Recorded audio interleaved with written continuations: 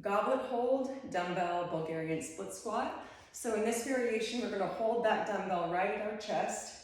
One foot is on the ground, the other foot is going to be resting top side onto the bench.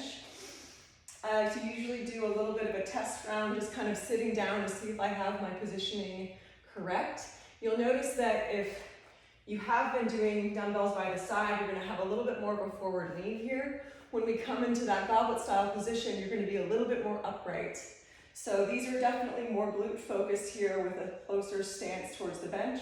So to start here, shoulders pinch back, standing leg is slightly bent, glutes and abs are already engaged. I'm going to inhale to sit back towards my back heel, allowing my ankle to rotate around the edge of the bench, and then drive all the way forward, squeezing glutes and abs at the top. Inhaling down, exhale, inhale, exhale.